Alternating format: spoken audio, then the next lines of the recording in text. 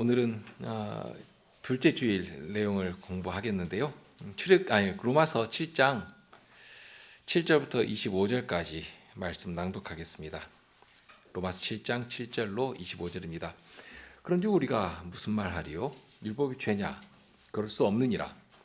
율법으로 말미암지 않고는 내가 죄를 알지 못하였으니 곧 율법이 탐내지 말라 하지 아니하였다면 내가 탐심을 알지 못하였으리라. 그러나 죄가 기회를 타서 계명으로 말미암아 내 속에서 각양 탐심을 이루었나니 이는 법이 없으면 죄가 죽은 것임이니라. 전에 법을 깨닫지 못할 때에는 내가 살았더니 계명이 이름에 죄는 살아나고 나는 죽었도다. 생명에 이르게 할 그 계명이 내게 대하여 도리어 사망에 이르게 하는 것이 되었도다. 죄가 기회를 타서 계명으로 말미암아 나를 속이고 그것으로 나를 죽였는지라. 이로 보건대 율법도 거룩하며 계명도 거룩하며 의로우며 선하도다. 그런즉 선한 것이 내게 사망이 되었느냐? 그럴 수 없느니라. 오직 죄가 죄로 드러나기 위하여 선한 그것으로 말미암아 나를 죽게 만들었으니 이는 계명으로 말미암아 죄가 심히 죄되게 하려 함이니라. 우리가 율법은 신령한 줄 알거니와 나는 육신에 속하여 죄 아래 팔렸도다. 나의 행하는 것을 내가 알지 못하노니 곧 원하는 이것은 행하지 아니하고 도리어 미워하는 그것을 함이라. 만일 내가 원치 아니하는 그것을 하면 내가 이로 율법의 선한 것을 시인하노니 이제는 이것을 행하는 자가 내가 아니요 내 속에 거하는 죄니라. 내 속 곧 내 육신에 선한 것이 거하지 아니하는 줄을 아노니 원함은 내게 있으나 선을 행하는 것은 없노라. 내가 원하는 바 선은 하지 아니하고 도리어 원치 아니하는 바 악은 행하는도다. 만일 내가 원치 아니하는 그것을 하면 이를 행하는 자가 내가 아니요 내 속에 거하는 죄니라. 그러므로 내가 한 법을 깨달았노니 곧 선을 행하기 원하는 나에게 악이 함께 있는 것이로다. 내 속사람으로는 하나님의 법을 즐거워하되 내 지체 속에서 한 다른 법이 내 마음의 법과 싸워 내 지체 속에 있는 죄의 법 아래로 나를 사로잡아 오는 것을 보는도다. 오호라, 나는 공고한 사람이로다. 이 사망의 몸에서 누가 나를 건져내랴. 우리 주 예수 그리스도로 말미암아 하나님께 감사하리로다. 그런즉 내 자신이 마음으로는 하나님의 법을 육신으로는 죄의 법을 섬기노라. 산문을 우리 함께 읽고서 시작하겠습니다. 2주일의 제 3문인데요. 함께 읽겠습니다. 당신의 죄와 비참함을 어디에서 합니까? 하나님의 율법에서 나의 죄와 비참함을 압니다. 앞에서 제1주일에서는 우리의 참된 위로가 무엇이냐 하는 사실을 가르쳐주고 있습니다. 그런데 이제 이 참된 위로를 받기 위해서는 알아야 할 것이 있다 하고 가르치는 대로 여기에 이제 산문에 와서 본격적인 지식 중에 첫째 내용을 시작하는데요. 참된 위로를 받기 위해서는 우선 알아야 할 것이 우리가 얼마나 큰 비참 가운데 처한 자인가, 정말 죄의 두려운 세력 가운데 사로잡혀 있는 자들인가 하는 것을 알아야 한다 하고 가르칩니다. 우리의 죄와 비참에 대해서 가르치는데요. 그런데 산문의 그 질문 자체를 보면 좀 우리의 일반적인 정서와는 사뭇 다른 게 느껴집니다. 왜 그런가 하면 질문이 그렇죠. 당신의 죄와 비참이 얼마나 고통스럽습니까? 아니면 어떻게 느끼시는 것인가? 아니면 어떻게 하다가 그런 죄와 비참에 떨어지셨습니까? 하는 이런 질문을 해야 할 것인데, 그런데 여기 보면 어디에서 죄와 비참함을 아느냐 하고 물으니까 그렇습니다. 그러니까 비참을 말할 때 어떤 정서나 느낌으로 접근하지 않습니다. 특히 이제 우리의 비참을 생각해 보면 대부분 어떤 절대값보다도 상대적인 것을 많이 따지거든요.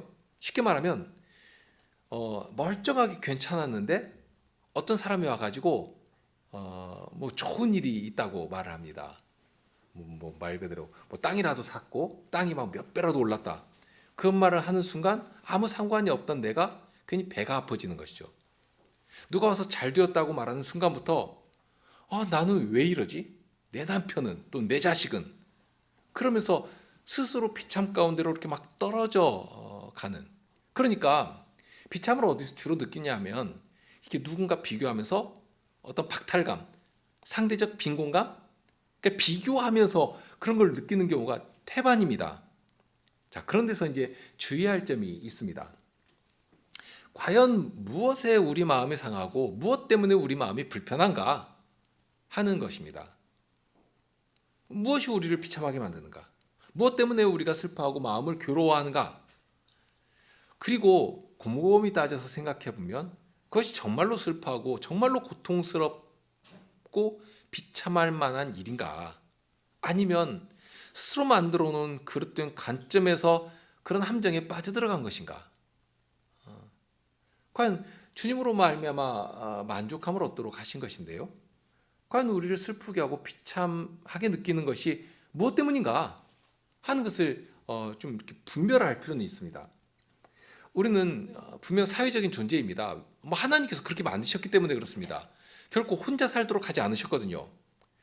그런데 이제 그것이 거기에 이제 죄성이라고 하는 것이 끼어드니까 늘 관계 속에서 무엇인가를 이렇게 비교하고 경쟁하고, 물론 이 비교하고 경쟁한다는 것 그 자체가 나쁜 것은 아닙니다.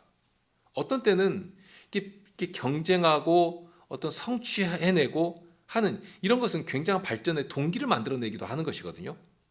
다만 그런 때에 세상과 마귀는 우리 안에 어떤 죄의 본성을 자극한 일에 아주 대단히 능숙한 자이기 때문에 무수히 또 많은 사람들이 움직여 만들어 놓은 거대한 흐름이라고 하는 것이 있지 않습니까? 그러면 이제 그 길을 따라 살아가는 것이 당연하다고 생각하고, 이제 그런 것을 이제 큰 길이다 이렇게 말할 수가 있는데요. 그러니까 그 길을 따라 살아가면 많은 사람들이 있는 가운데 내가 어떤 독특한 성취감을 갖기도 하고, 어떤 때는 막 우월감을 느끼기도 하고, 또 많은 사람들이 와 이렇게 하고 쳐다보는 것이 있으니까 그런 것에서 묘한 어떤 행복감, 성취감 이런 것들을 스스로 만들어내는 일이 많다는 것입니다. 그러니 보통 주로 보면 남 부러워할 만한 학교에 입학하는 거, 또는 남 부러워할 만한 직장에 취직하는 거, 더 많은 연봉, 더 많은 재물, 거의 다 보면 돈이라고 하는 것에 묶여 있거든요. 그런 것에 눈이 멀어가지고 그거 추구하면서 스스로 비교하고 비교당하면서 스스로 그렇게 높아지기도 하고 좌절하기도 하고 하는 것입니다. 그것이 분명 본질이 아니고 중요한 것이 아닌데 굉장한 것처럼 붙들고 살아가도록 만든다 하는 것입니다. 하나님께서는 우리의 아버지 되십니다. 자비하신 우리 아버지로서 우리의 모든 필요를 책임지겠다 하고 말씀하셨거든요. 우리를 먹이시고 입히시고, 어떤 때는 필요에 따라서 높이기도 하시고 내리기도 하시고, 어떤 때는 높이셔서 세상 앞에 자랑거리로 삼기도 하시는 것입니다. 주님 나라의 영광을 위해서 힘찬 행보를 하도록 만들어 주시기도 하십니다. 어느 때라도 우리에게 분명한 것은 있습니다. 세상 사람들이 구하는 그런 것들은 모두 주님께 맡기고, 우리는 먼저 그의 나라와 그의 의를 구하도록, 하나님께서 바라시는 복된 나라의 사명이 무엇인가, 그것을 나의 것으로 딱 짊어지고 그것 먼저 추구하도록 하시는 것인데, 그런데 원수와 세상은 그 자체를 우상처럼 떠받들고 살도록 만든다는 것입니다. 우리 손에 쥐어주면서. 그런데 하나님께서는 실은 우리가 구하기도 전에 그 모든 것들이 필요한 것을 다 하신다고 하지 않으셨습니까? 그러니 우리가 구할 때마다 우리에게 주시는 것입니다. 세상과 싸울 도구로도 주시는 것입니다. 거룩한 사명을 위해서 사용할 어떤 재료로 주시는 것입니다. 그러니까 우리 손에 딱 쥐어주시면서 세상과 싸우도록 주신 그 도구로 주신 것들을 인생 목적으로 삼아버리고, 인생이 그 어떻게 보면 도구의 종처럼, 그러면 그 자체가 참 인생이 굉장히 비참하게 되는 것이거든요. 그러니 이 산문이 가르치는 것처럼 알아야 할 것을 바로 알아야 되겠다. 거기에서 출발할 수 있습니다. 해결의 실마리가 이제 거기에 나오는 것이거든요. 다만 알아야 하는데 사람들도 나름 지혜가 있기 때문에 모든 고통의 근원을 찾고 어떤 중요한 원칙을 발견한 것들이 많습니다. 사람의 이 모든 고통이 어디서 나오는 것인가? 욕심에서 나오지 않느냐 하고서는 모든 욕심을 끊어내는 것이 해탈이고 행복하게 되는 것이다 하고 아주 지혜롭게 가르치는 종교도 있는 것입니다. 사람의 마음에서 이런저런 그림을 그려가면서 욕심 때문에 잠도 못 자고 마음에 번민이 일어나고 정말 마음의 불쏘시개로 쑤시는 것처럼 그렇게 불편하게 만드는 일이 얼마나 많습니까? 그러니 그런 욕심을 버리는 것이 바로 모든 고통을 끊어내는 지혜다 하고 가르치기도 하거든요. 얼마나 멋집니까? 과연 사람들도 그렇게 느끼니까 그런 종교를 하는 것입니다. 그런데 과연 그런 식으로 인식해서 그 끊어낸다고 욕심을 끊어낼 수 있는가? 끊어낼 수 없는 것이고요. 혹시는 욕심을 끊는다고 해서 그런 고통을 벗어버릴 수 있겠는가? 그럴 수 없다는 것이 현실 아닙니까? 성경의 가르침은 이제 이런 데서 정말 소망의 빛을 우리에게 주십니다.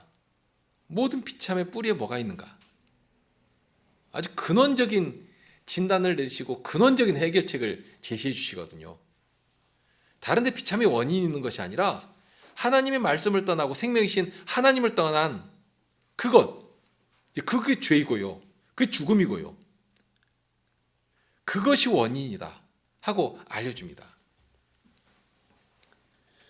별다른 원인들을 다 찾아낸다 할지라도 이 죄를 빼고서 말할 수는 없는 것이고, 그런데 세상은 정말 교묘하거든요. 아주 그럴듯한 것들 잔뜩 늘어놓지만 이 죄 문제만은 슬쩍 감춰버리는 것입니다. 여기에 눈을 돌리지 못하도록. 이것이 그러니까 죄 문제를 떠나서 다른 데서 원인을 찾고 다른 데서 해결책을 찾으려고 하는, 이게 아주 악하고 강교한 속임이다 하는 것입니다. 예를 들면 당장 수술해서 제거해야 할 종양이 있는데 그냥 그거 덮어버리고 타이레놀이나 먹도록 해서 결국 종양이 온몸에 퍼져서 죽도록 하는 것과 뭐가 다르냐? 결국 가벼운 일이 아니지 않습니까? 그러니까 이 속임이라고 하는 것은 죽도록 만드는 것입니다. 잠시는 그냥 위안받을 수 있고 뭐 그럴듯해 보이기도 할지라도 실은 그거 아주 강교하고 악한 속임이 있는 것이거든요. 죽이는 것입니다. 모든 비참은 죄에서부터 나온다 하는, 그리고 이 죄로 인해서 생명이신 하나님과 원수가 되어버린 거기에서 비참이 본격적으로 출발하는 것입니다. 하나님을 떠난 것이 죽음이고요. 인생의 비참이 본격적으로 시작되는 그 시작점입니다. 그러니 어떻게든지 다시 돌이켜야 하고 다시 그 자리에서 회복되어야 합니다. 갓난아이가 엄마 품에서 떨어져서 정서적으로 불안하고 막 어떻게 할 수 없이 막 울면서 불면서 그렇게 벌벌 떨고 있는데, 그런 아이에게 사탕 준다고 혹은 장난감 준다고 그 해결됩니까? 정말로 잠시는 울음을 그칠 수 있을지 모르겠습니다만 아이를 위한다면 어떻게 해야 되겠는가? 알지 않습니까? 엄마를 찾아서 엄마 품에 다시 안기도록 해야 하는 것입니다. 아주 비슷한 부분이 있거든요.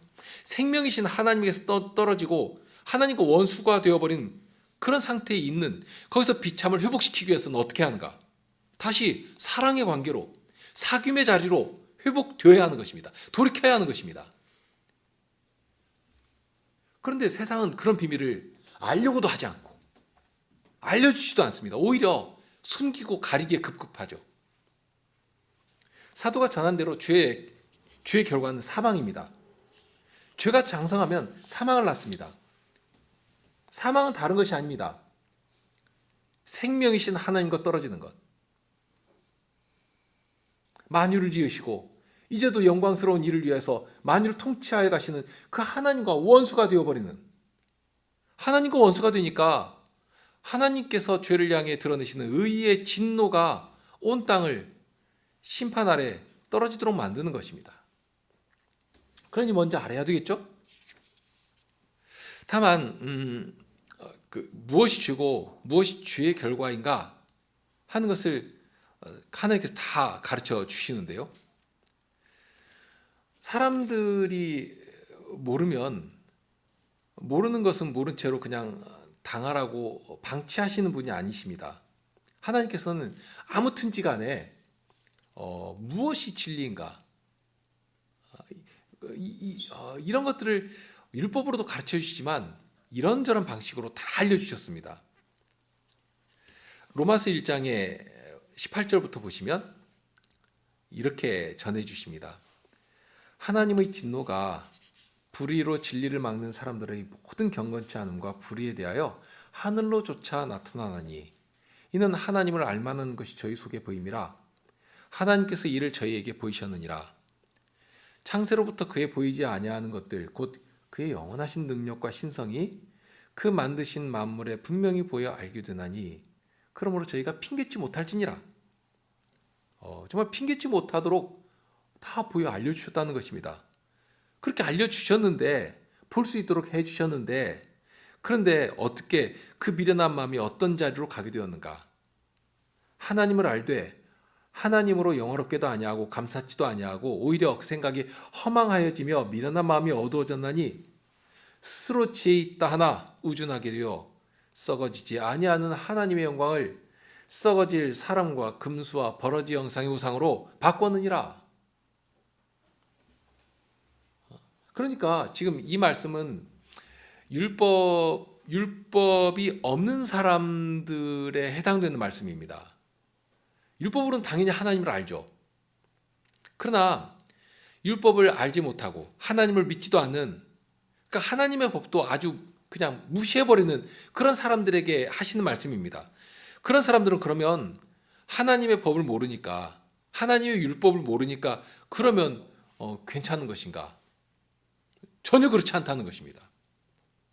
하나님께서는 사람들에게 본성적으로 양심도 주셨고요, 도덕관념도 주셨고요, 사회적 통념 속에서 무엇이 죄다 하는 그런 공통적인 정서도 다 갖도록 해놓으셨습니다. 인류 사이의 문명에 공통점들이 있지 않습니까?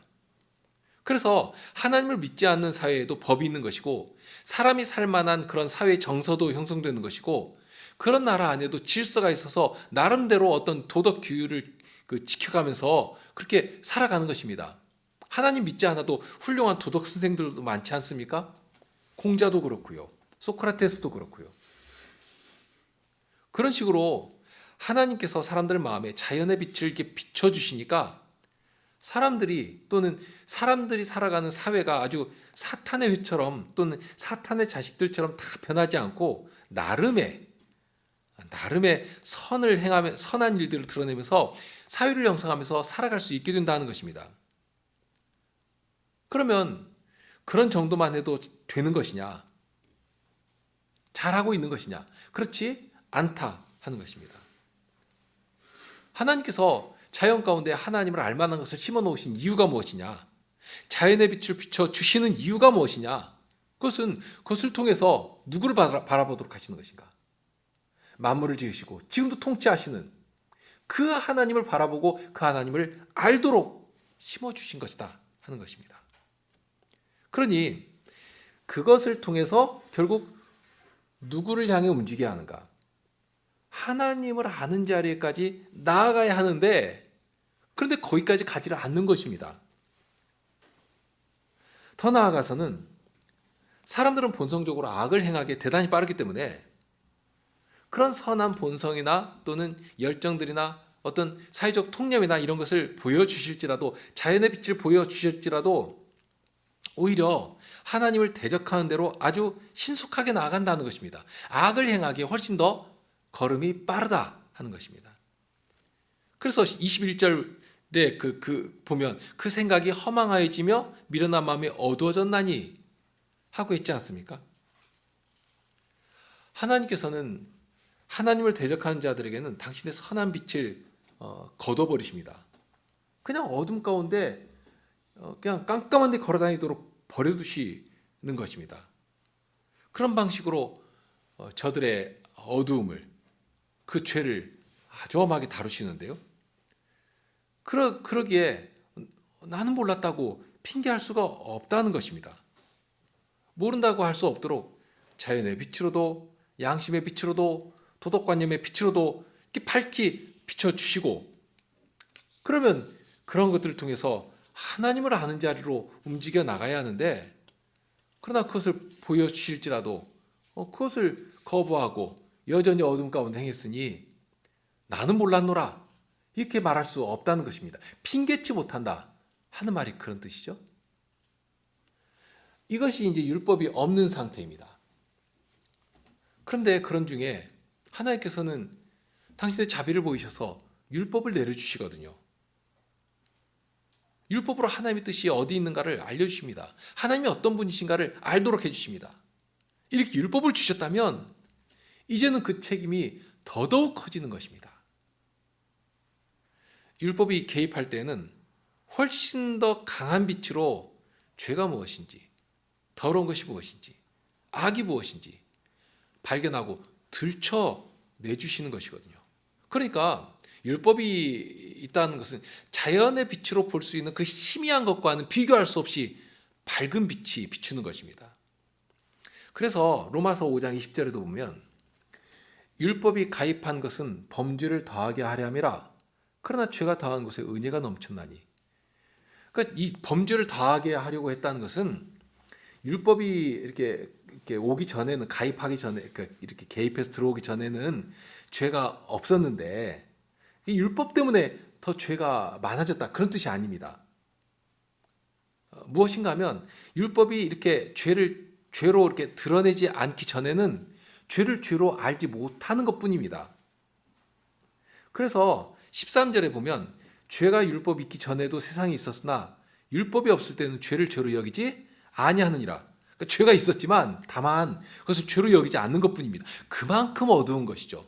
그만큼 악한 것이고. 그렇게 되니까 죄를 죄로 여기지 않으니까 어떻게 되냐면 죄짓기 아주 담대한 것입니다. 양심의 거리낌이 없는 것이죠. 그러면 양심의 거리낌 없이 막 마음대로 했으니까 죄가 없는 것이냐? 그렇지 않다. 그 다음에 하시는 말씀이거든요. 아담으로부터 모세까지 아담의 범죄와 같은 죄를 짓지 아니한 자들 위에도 사망이 왕노릇하였나니. 그러니까 죄가 왕노릇한 것을 보면 분명한 사실 하나가 결론처럼 나온다 하는 말씀입니다. 죄를 죄로 모른 것뿐인 것이지 실은 죄가 거기 주인처럼 있어서 왕노릇하고 있었다. 어떻게 할 수 있냐? 사망이 왕노릇하고 있는 것을 보니까 그렇다. 그러니 죄가 왕노릇한 곳에 사망이 왕노릇하고 있는 것입니다. 모든 사람들이 죽기를 무서워하면서 일생의 죄의 종으로 살아가는 것, 이것이 현실입니다. 그런 곳에 율법이 가입하여서 죄를 죄로 밝히 드러내 주시는 것입니다. 정말로 큰 소망을 얻게 되는 것이죠. 전에는 알지 못하고 행하는 것인데 이제는 이게 더러운 것이구나, 야 이게 하나님께서 미워하시는 것이구나, 야 알게 되는 것입니다. 그러니 비로소 왜 이런 비참 가운데 우리가 거할 수밖에 없는가, 떨어질 수밖에 없는가, 이것은 이제 비로소 알게 되는 것 아니겠습니까? 죽음의 저주가 가득하고 사람들이 죽기를 무서워하면서 일생 죽음의 종로로, 죄의 종로로 타고 살아가고 있는데 그것을 알게 되는 것입니다. 야 이게 죄의 강력한 힘이구나, 권세구나, 이게 죄의 결과구나 하고 인식하고 비로소 그럼 어떻게 해야지? 한 자리에 이르게 되는 것이죠. 예를 들면 이런 것입니다. 율법이 탐내지 말라 하지 아니하였다면 내가 탐심을 알지 못하였으리라. 그러니까 탐심이 죄라는 사실조차도 모르고 살아가게 된다는 것입니다. 그런데 과연 세상은 어떻게 가르칩니까? 앞에서 어떤 경쟁하는 것이나 또는 상대적 박탈감이나 어떤 비교에서 성취감을 얻는 것이나 이런 것들을 말씀드렸지만 거기에 강하게 작용하는 것이 무엇인가 하면 탐심이거든요. 세상은 사람의 이러한 어떤 욕심, 이런 것들을 딱 자극하면서 욕심대로 살아가도록 만들어줍니다. 죄인데 죄를 죄로 여기지 않도록, 오히려 그렇게 해서 무엇인가를 얻어내고 성취하면 이거 성공이라고 부추겨줍니다. 아주 자랑스러워하도록 만들어주거든요. 사회적인 합의와 보편적인 정서로 또는 대중들의 가치로 아주 추앙하고 떠받들고 그럼 스스로 아주 높아지는 것입니다. 그러니 이 사회에서 살아가려면 당연히 그렇게 살아가야죠. 현대인이라면 당연히 해도 되는 것이고 그렇게 해야 성공하고 하나님께도 영광이 된다. 이렇게 말하고 그렇게 누리도록 하는 것입니다. 그런데 그런 자리에 탐심은 죄다 하고 지적해 주시니까 비로소 이게 뭐지? 하고 주의하게 되고 다시 한번 살피게 되고 그리고 주님 말씀 앞에서 다시 한번 이게 무엇인가 하고 크게 주의하게 된다 하는 것입니다. 탐심은 어떠한 것으로 치장할지라도 그건 죄에 불과합니다. 바울 사도는 세상의 물질에 대해서도 어떤 가치로 대해야 할 것인가를 알려주셨지 않습니까? 빌립보서 4장 11절로 13절 말씀이죠. 내가 궁핍함으로 말하는 것이 아니라 어떠한 형편에든지 내가 자족하기를 배우노니 내가 비천에 처할 줄도 알고 풍부에 처할 줄도 알아. 모든 일에 배부르며 배고픔과 풍부와 궁핍에도 일체 비결을 배우느라. 그러면서 하신 말씀이 내게 능력 주시는 자 안에서 내가 모든 것을 할 수 있느니라. 이것이 하나님께서 기독인들에게 요구하시는 물질에 대한 가치 기준입니다. 이런 시각을 요구하시는 것입니다. 그렇기 때문에 성경에서는 이 청지기라는 표현을 자주 사용하십니다. 청지기는 주인이 아니지 않습니까? 잠시 맡은 자에 불과합니다. 집안 살림을 잘하라고 주인이 그 손에 딱 맡기셨으면 그러면 이 청지기는 누구의 뜻에 따라서 이 재물을 사용하게 됩니까? 주인의 뜻대로 해야 되거든요.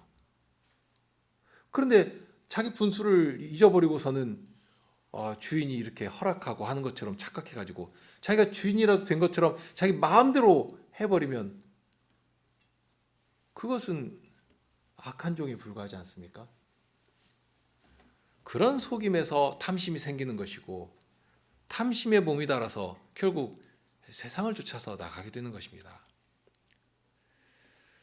그런데 아까 로마서 5장 20절에도 봤지만 바로 율법이 그 사실을 분명하게 보여주면서 그러니 죄가 죄인 사실을 알도록 해주신다 하는 것입니다. 비로소 알게 되는 것이죠. 그런데 그러면 죄가 죄인 것을 알도록 하신 이유가 무엇인가 하는 것이죠. 그래서 그 다음에 하시는 말씀이 있습니다. 그러나 죄가 더한 곳에 은혜가 더욱 넘쳐나니, 더욱이라고 하니까 강조죠. 기왕에도 은혜였는데 더욱 넘치게 되었다. 그러니까 무엇인가 반전이 여기 담겨 있지 않습니까? 죄가 더해서 더 비참해졌다 이렇게 돼야 되는데 아니다. 죄가 더한 곳에 은혜가 더욱 넘치게 됐다. 그러니까 이 죄가 죄인 것을 들추고 너 죄인이다. 죄를 졌으니까 이제 너 이제 죽어라 하고 정죄하고 끝내는 것이 아니다 하는 것입니다. 벌써 이 말씀에 소망이 보이고 기대가 담겨 있지 않습니까? 자, 산문에서 죄와 비참함을 하나님의 법으로 한다 하고 했는데요. 하나님의 말씀 앞에 설 때, 그러니까 율법이 가입하니까 비로소 죄를 죄로 알게 되고, 다만 죄로 알고서 거기서 끝나는 것이 하나님의 뜻이 아니다 하는 것입니다. 이제 은혜가 더욱 넘치도록 하는데 하나님의 뜻이 있다. 은혜가 더욱 넘치는 자리가 지금 예비되어 있다 하는 것이죠. 하나님의 말씀을 전해주시고 죄를 죄로 알게 하시고 그래 나의 죄와 나의 비참이 어떤 것이고 그 비참이 어디서부터 오는 것인가 그걸 알게 해주셨는데 그렇게 알게 해주신 다음에는 반드시 하나님의 용서하시고 치유하시는 은혜로 그 상처를 싸매 주시고 아픈 곳을 치유해 주셔서 주님 앞에서 위로를 받게 하시고 평안을 얻게 하시고 쉬게 해주신다 하는 것입니다. 쉼을 예비해 놓으시고 그 은혜 자리까지 나가도록 알려주시는 것입니다. 하나님께서 원하시는 것이 그렇게 하나님 안에서 회복되고 참된 평안과 자유와 위로를 얻도록 하시는 것입니다. 하나님의 법이 알려주시는 것이 무엇인가? 하나님께서 우리로 회복하게 하시고 하나님 앞에서 참된 자유와 평안과 기쁨을 누리며 살도록 하시는 것인데, 그러면 그렇게 못하도록 우리를 막아서는 이 죄의 핵심이 무엇인가 하는 것을 이제 네 번째 문제가 제 사문이 가르쳐 주는데요. 이것은 달리 말하면 하나님께서 정말로 기대하시고 바라시는 것이 있다, 그것에 대한 질문입니다. 하나님의 율법을 우리에게 요구하시는 것이 있다 하는 것을 사문이 가르쳐 주지 않습니까? 자, 이것이 이제 율법의 또 다른 용도에 해당되는 내용이기도 한데요.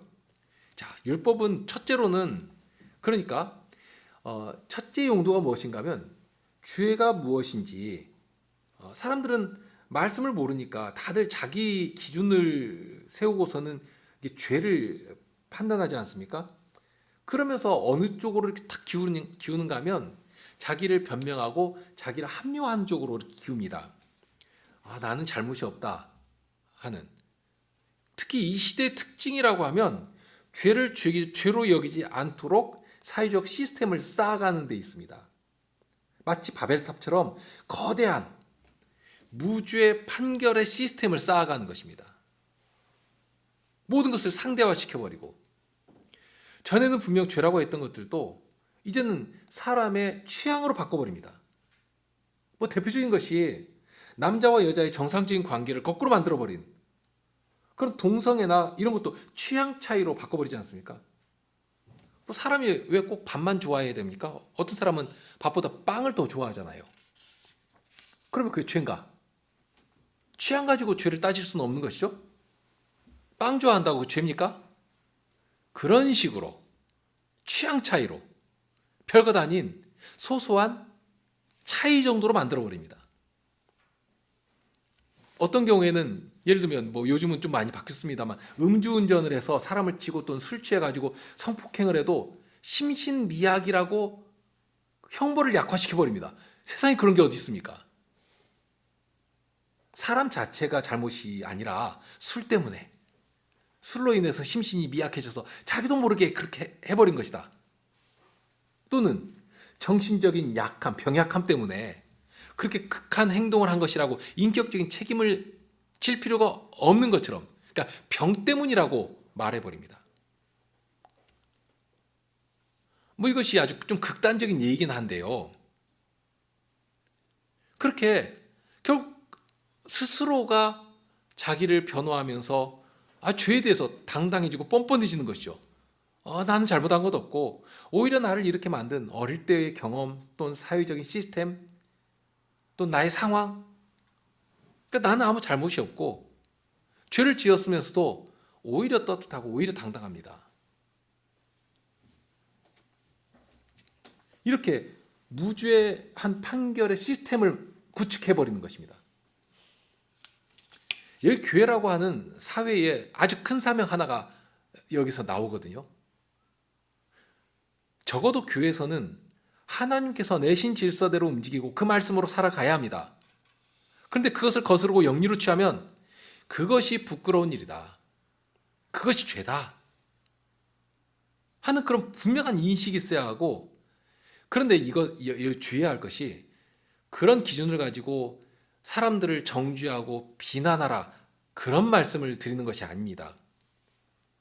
오히려 우리가 주님께서 내신 그 은혜의 빛 아래 살면서 주님께서 이루어 가시는 복된 사회를 건설하면서 빛처럼 존재하고 있으면 되는 것입니다. 존재하고 있으라는 말씀입니다. 세상과 구별되는 사회, 그러니까 사람들도 그런 말을 하죠. 비정상화의 정상화, 그런 어떤 기본적인 순기능, 아주 기본적이죠. 특별하게 업적을 이루라는 것 아니지 않습니까? 너무나도 당연하고 너무나도 기본적인 그런 것들이 교회 안에서 이루어져야 하겠다 하는 것입니다.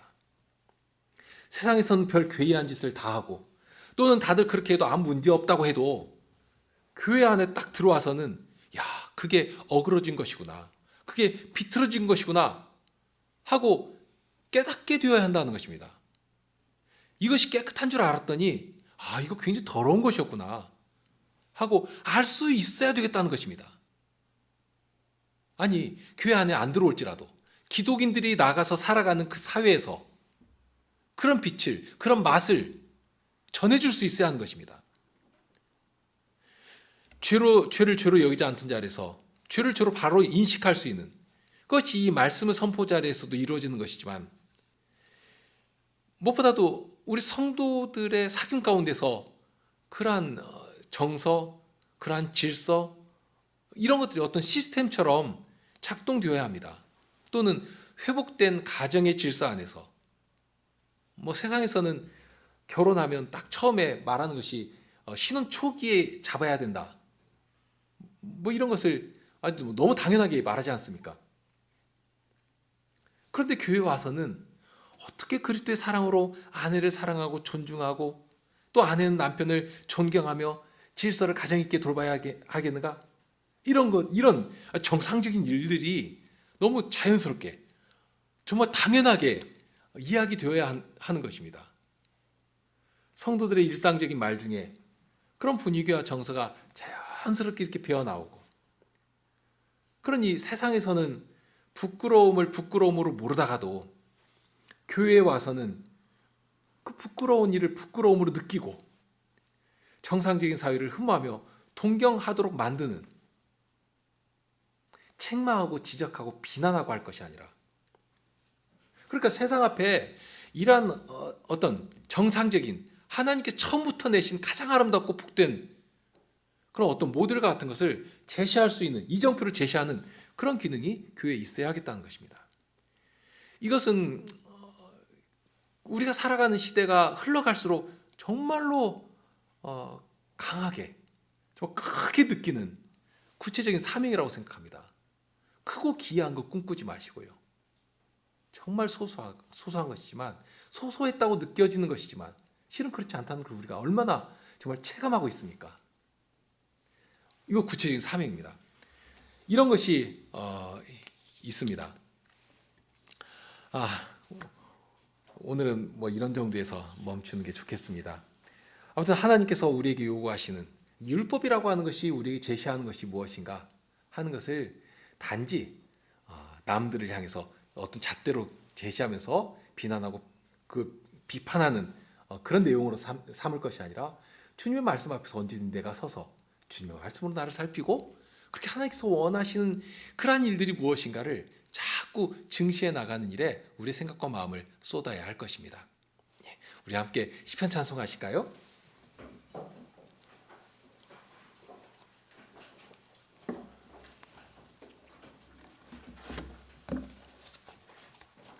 (119편) 3번 13절로 15절입니다.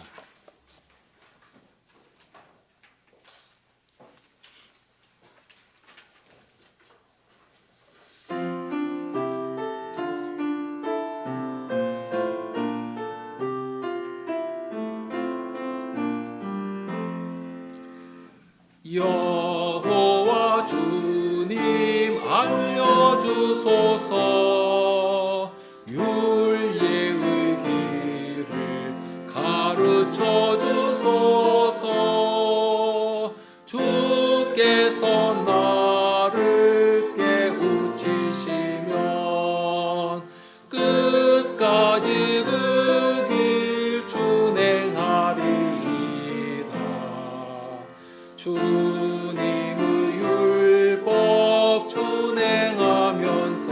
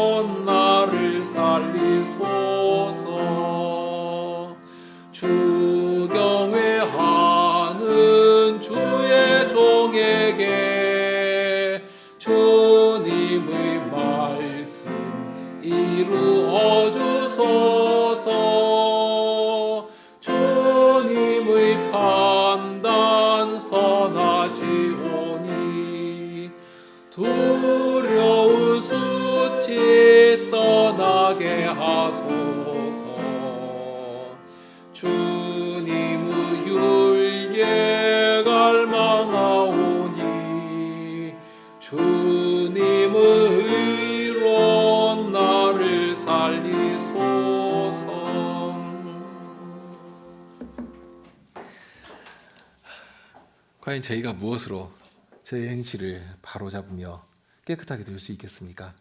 주님의 말씀 아니면 알지도 못하고 바른 길을 행할 수 없음을 알고 있습니다. 주님, 제 마음 가운데 있는 이 교묘하고 간사한 높은 마음을 주님의 말씀 앞에서 발견하고 버리게 하여 주시고, 어찌하든지 저희의 헌신과 순종을 통하여 주님의 말씀이 저희 가운데 이루어지는 그 일을 소망하며 저희가 기뻐하게 하여 주옵소서. 특별히 이 어두운 시대에 상 앞에서 이 교회가 존재하는 가치와 의미가 무엇인지, 특히 무수히 많은 교회들이 교회라고 하는 이름으로 존재하고 있는 것인데, 그 가운데 저희 언약교회가 이 자그마한 단위로 무엇을 해야 하는 것인지 더 분명하게 깨닫게 하여 주옵소서. 과연 주님 나라가, 주님의 다스리심이, 그리고 주님의 말씀으로 진정 순일하게 살아가는 주의 성도들이 있고 그러한 사회가 여기 있다 하는 사실을, 그러한 가정과 그러한 삶이 여기에 있다 하는 사실을 저희의 헌신된 삶을 통해서 나타내고, 주님께서는 저희의 순종을 기쁘게 받아주시기를 구합니다.